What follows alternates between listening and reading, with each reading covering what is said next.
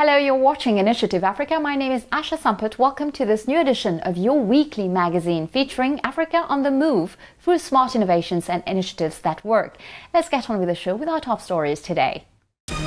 Our guest is a recognized expert in intellectual property, a doctor of private law who worked for the economic development in his native Côte d'Ivoire before arriving in Cameroon, where he heads the African Intellectual Property Organization.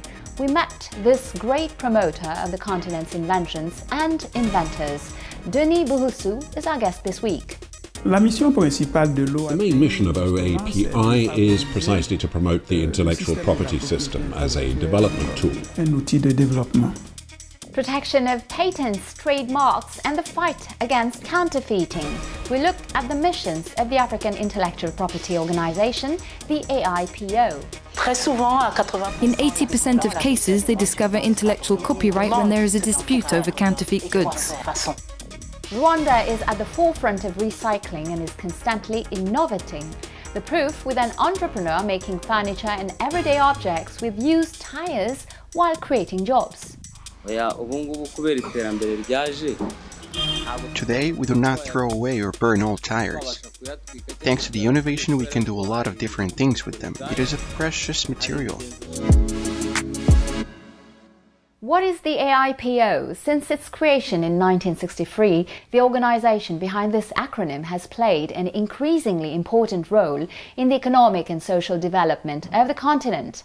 The African Intellectual Property Organization, headed by our guest, Denis Bouhoussou, is the institution that guarantees the protection of African inventions and therefore of investments and transfers of technology from the continent. A key role to help inventors such as Edmond Letsini, a young Cameroonian engineer whom we followed in this report. Take a look. Edmond Letsini is a professional inventor. He lives in the relative tranquility of the outskirts of Yaoundé, the Cameroonian capital. A qualified electrical engineer, he's spent the past 15 years searching for new ideas. His most recent invention is a water filter adapted to African requirements. Three of my cousins caught amoebic dysentery at a time when we were using traditional fillers with two compartments. That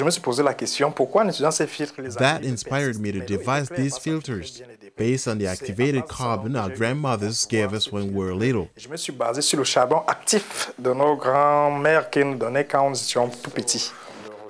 Activated carbon already has medical applications, but it also works wonders filtering amoeba and bacteria, unlike standard, cheap filters. According to the World Health Organization, waterborne diseases kill 30 million people a year. Edmond has already applied for a patent at OAPI, the African Intellectual Property Organization. OAPI was founded over 40 years ago to protect patents, brands, and industrial designs. It now has 17 member states.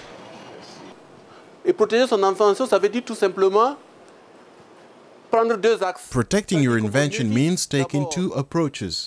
You avoid your invention being exploited abusively by a third party, and you make it profitable by exploiting it yourself or by licensing a third party to use it.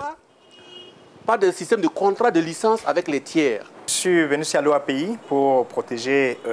came to the OAPI to protect my invention with a patent so I could market it. I paid $48 because my country is an OAPI member, which qualifies me for a grant to patent my invention.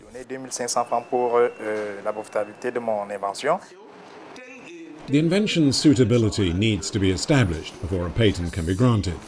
During this phase of the process, OAPI studies the specific characteristics of the invention, as well as examining archives to make sure the same invention has not already been patented in the past. Once the patent has been granted, the invention is protected in the 17 member nations. Many foreign companies have contacted the organization to protect their inventions and brands. Unfortunately, African companies seem less aware of the need to protect intellectual copyright. Très souvent, à 80%, ils découvrent la propriété intellectuelle dans le cadre d'un contentieux, dans le cadre d'une contrefaçon. In 80% of cases, they discover intellectual copyright when there is a dispute over counterfeit goods. Pour les sortir d'affaires. Donc, c'est pas de manière préventive qu'ils se préparent. Then and only then do they wonder what to do and how to do it. So it's not preventative, it's to solve a problem. Qu'ils viendront, qui se préoccuperont de la propriété intellectuelle. Edmund knows full well that even when his patent has been approved, he won't immediately reap the rewards of his efforts. OAPI patents only provide limited protection internationally and are not a guarantee of commercial success.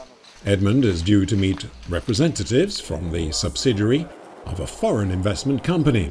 If he manages to convince them that his invention has investment potential, his filter could soon be another African-made and mass-produced item.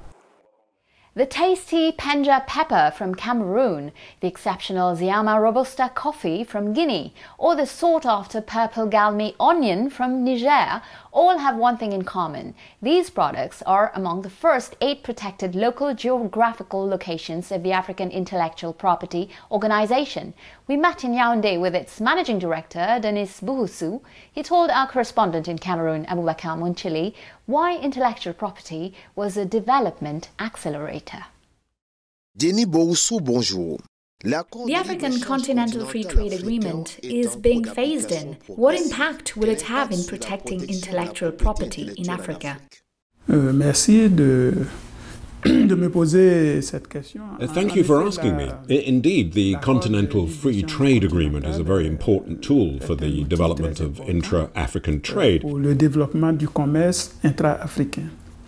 And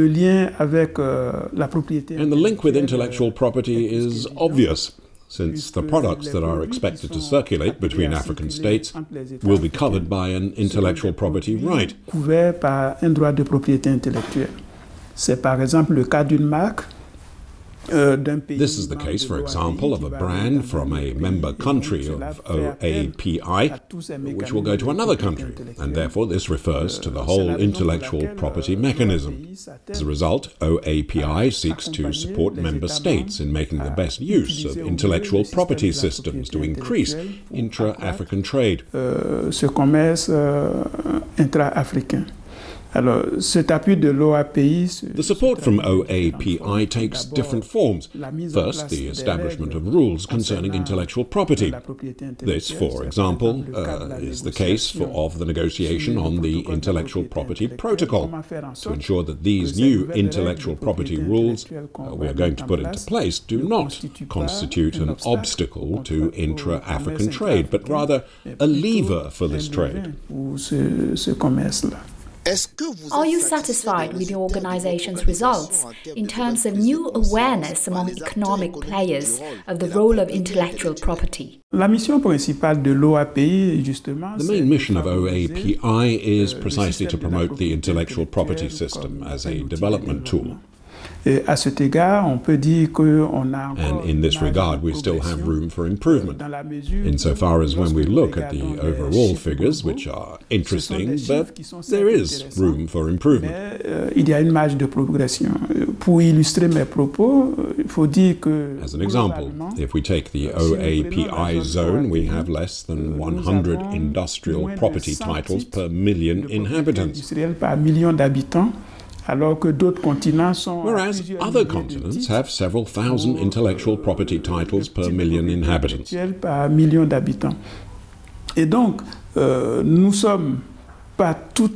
we're not completely satisfied, but we believe in recent years we've seen a positive trend of increasing the level of filing by the nationals of OAPI member states. De niveau de dépôt par les ressortissants des États membres de l'OAPI.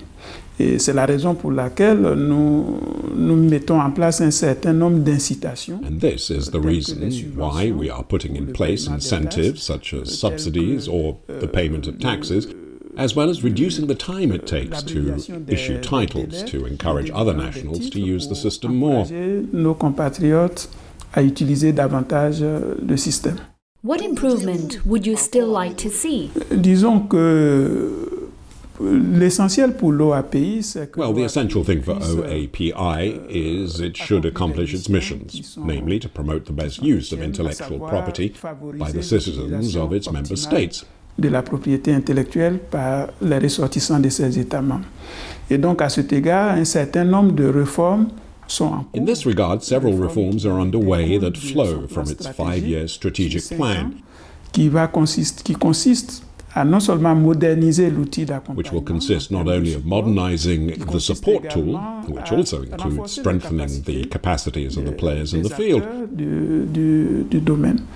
Et à terme, pour nous, c'est non seulement ultimately, for us, it means not only improving our numbers, which are good, but which can always improve, améliorer, mais surtout amener but above all, getting the member states to use intellectual property tools as a means to support development.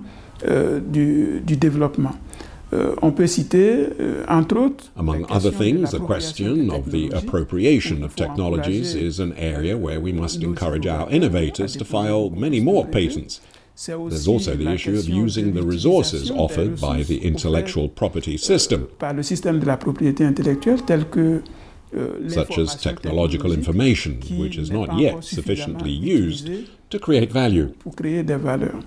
Et je terminerai sur un autre point qui est aussi la and a final point, which is the creation of added value for our agricultural products through geographical indication or collective brand systems, de marques collectives pour lesquelles l'OAPI for which the OAPI has some experience in supporting member states. You mentioned geographical indications. How do they provide an opportunity for countries today? Les indications géographiques pour nous constituent une opportunité. Geographical indications do constitute an opportunity for the African continent and for the member states of OAPI, as our countries are full of agricultural products, quality handcraft, quality which is sometimes related to our climate, but also to the know-how of the people. À la nature de notre climat, mais aussi au savoir-faire des populations. Et donc, de ce point de vue-là, les indications géographiques... So, from that point of view, geographical indications are the best tool for creating added value in the agricultural world. Dans le monde agricole. Et c'est pour ça que l'OAPI... And that is why, for several years, OAPI has been supporting member states by implementing geographical indications. So far, we have 8 local geographical indications which are protected, and some even beyond the African continent. À l'extérieur du continent africain. Et l'expérience a montré que experience has shown us these products have acquired a certain market value, thanks to the system of geographical indications. On peut citer, nous sommes au Cameroun. We can mention, as we are in Cameroon, Penja pepper, a product that sells very well abroad. But we also have other products like Ziama coffee from Guinea. Ziama de Guinée, l'ananas pain de sucre du Bénin. Or pineapple sugarloaf from Benin. There are other products that have been given geographical indications, such as the violet galmi onions from Niger. So for us, geographical indications provide an opportunity, specifically within the framework of this intra-African trade.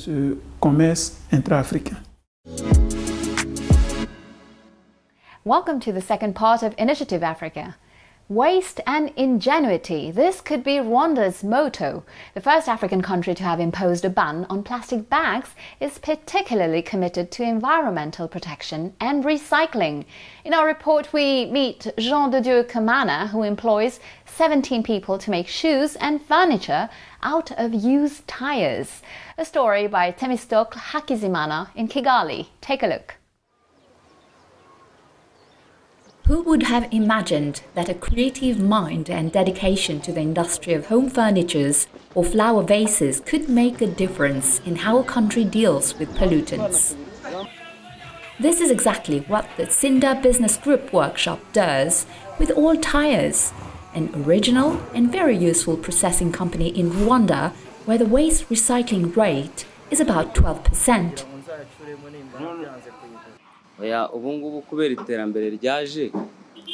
Today, we do not throw away or burn old tires. Thanks to the innovation, we can do a lot of different things with them. It is a precious material. We collect and store them to sell them. Before, it was a real problem to find a way to get rid of it. But now we make a real business out of it like gold. Welcome to the Tsinda Business Group workshop. Here tires are transformed into shoes, home and office furniture, flower vases, but also household items. The company was created by Kamana Jean de Dieu in 2017 and today employs more than 17 people. The idea came from the former profession of the founder, which was precisely to sell tires.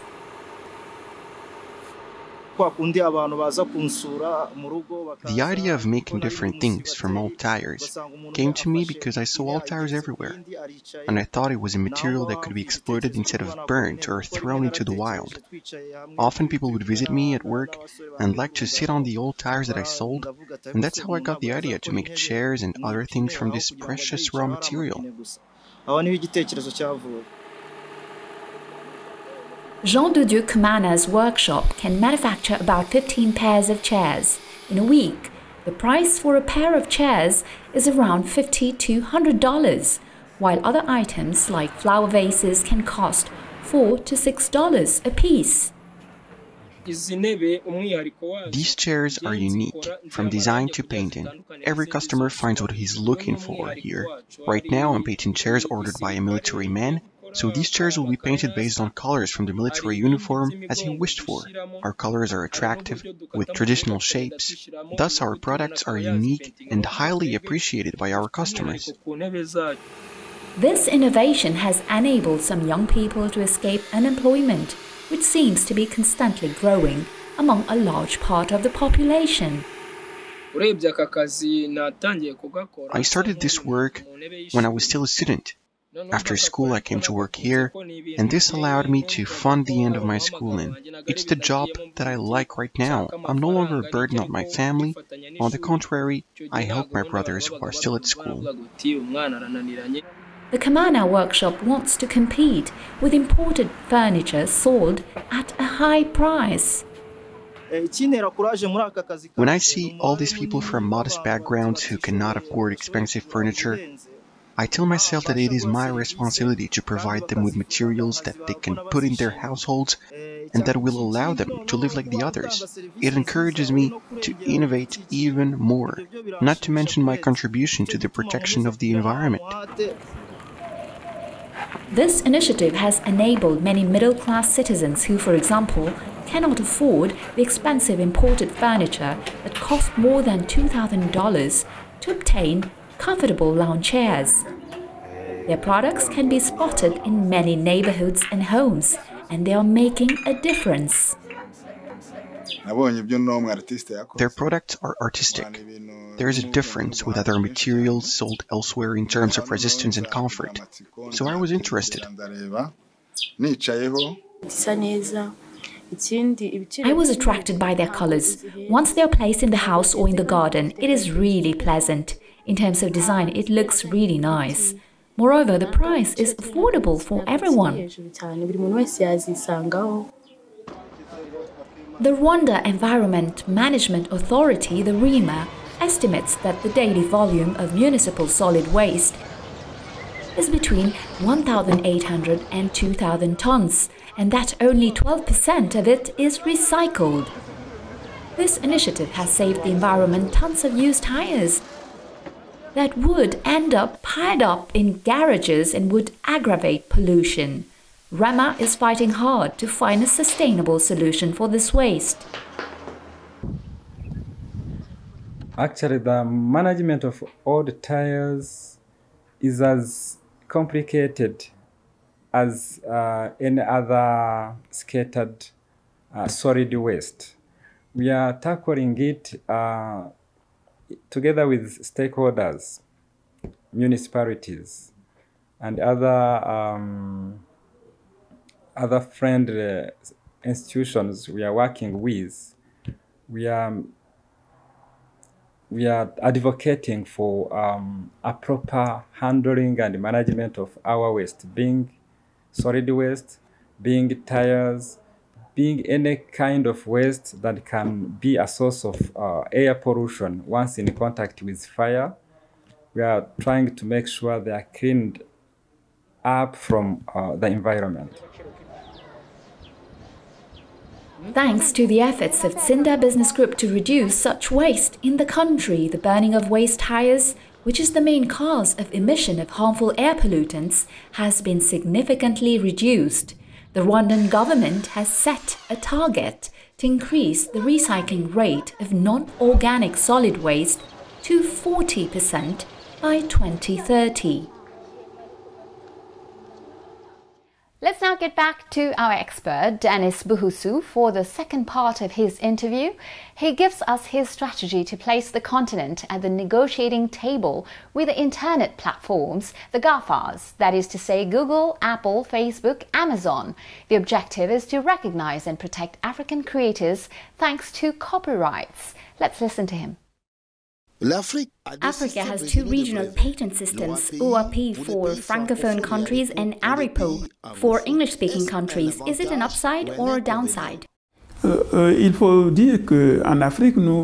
Africa, we do have several intellectual property systems, but there are two regional offices, namely the African Intellectual Property Organization, which brings together 17 states, mostly French-speaking, and we have the African Regional Intellectual Property Organization, or the ARIPO, which brings together about 20 states, mainly English-speaking.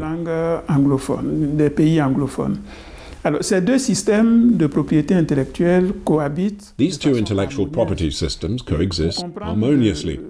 And to understand how this works, it's because the intellectual property system is territorial. Each territory or each group of territories has its own office to provide intellectual property services. The most important thing is the compatibility between the two systems. And regarding our relationship with the ARIPO,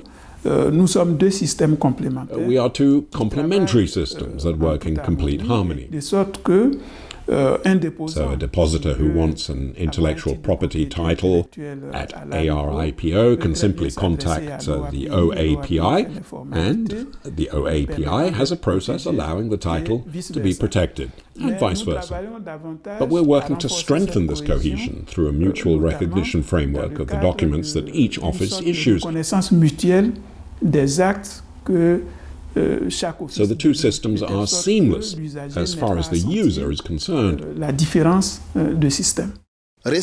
Google recently signed an agreement with 300 European publishers to pay licensing rights.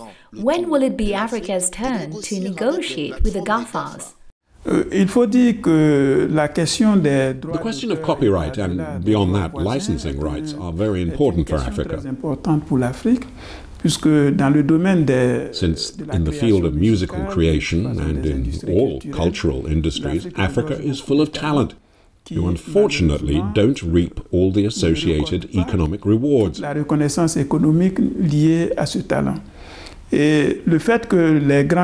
fact that the big groups, as you said, the GAFA, sign agreements to pay related rights is something to be welcomed. It should be said in passing, those licensing rights are rights that are recognized on behalf of all the intermediaries, those associated with creation, be it performers, producers, and others. And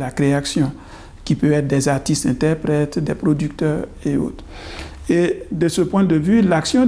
this sense, the OAPI's actions consist of empowering the collective management organizations, which are responsible for the member states for collecting these rights.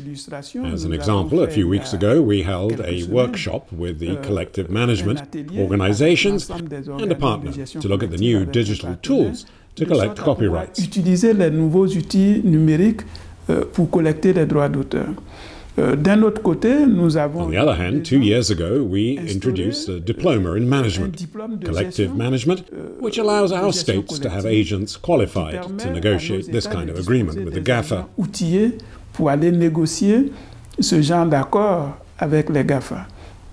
The OAPI does not have the capacity to negotiate this issue for all the states, unless the states give it a mandate to do so, since for collective management it's the copyright officers at national level that are responsible for negotiating this. But it's something these officers must follow. That's why we empower them. Shouldn't there be an African harmonization text? The issue of harmonizing the texts arises to a lesser extent since, as far as the member states of OAPI are concerned, we have a common text, which is Annex 7, which allows a country which does not have a national law to rely on the provisions of OAPI to protect its authors and artists. On the other hand, where we have difficulties is in collecting royalties in terms of collective management. But in this field, the collective management organizations of our member states are not, for the moment, sufficiently equipped to use the new tools for collecting rights.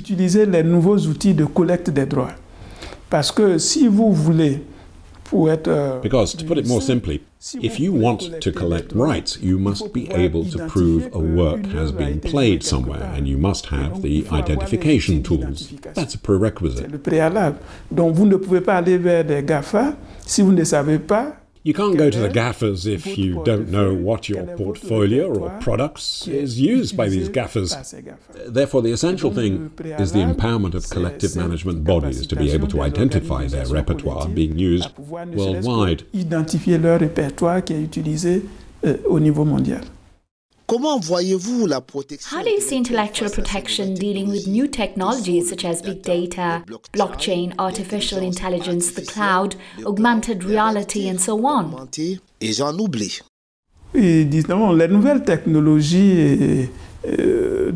say the new information technologies have always been a matter of concern when it comes to intellectual property. Mais il faut dire que ces nouveaux outils. But I must add, these new tools constitute an opportunity for the intellectual property system in some ways. Dans la mesure où on peut considérer deux aspects de la chose. En tant que créateur, for content creators and producers of intellectual works, it can be an opportunity to reach many more markets, many more people. Beaucoup plus de marchés, beaucoup plus de population. La question qui se pose, est-ce que dans un tel The question that arises in this environment is, will our creators be sufficiently protected? And this is where issues can arise. Des interrogations peuvent naître. Mais le plus important, c'est comment tirer parti. But the most important thing is how to take advantage of these new technologies to increase the rights of our creators. De nos créateurs. On a parlé tout à l'heure des droits voisins, des droits. We talked about associated rights, copyrights. Today, these new technologies make it possible to cite just one example, to identify a work played anywhere on the planet. And these new technologies make it possible to trace and collect the related rights. Pour cela, il faut qu'il y ait un encadrement juridique For this, there must be a legal framework, which is much more dependent on the state's ability to negotiate with the users or the promoters of these new technologies. Sinon, les promoteurs de ces nouvelles technologies. Well, that's it. Initiative Africa is over for today. You can, of course, find Denis Buhusu's interview and the replay of our programs on our news website, africaonair.com. And, of course, you can also find us on all our social media channels. Feel free to share, like, and comment with the hashtag Initiative Africa. And don't forget, next week, same time, same channel. I'll see you again with a new edition of Business Africa. Have a great week, everyone, and goodbye.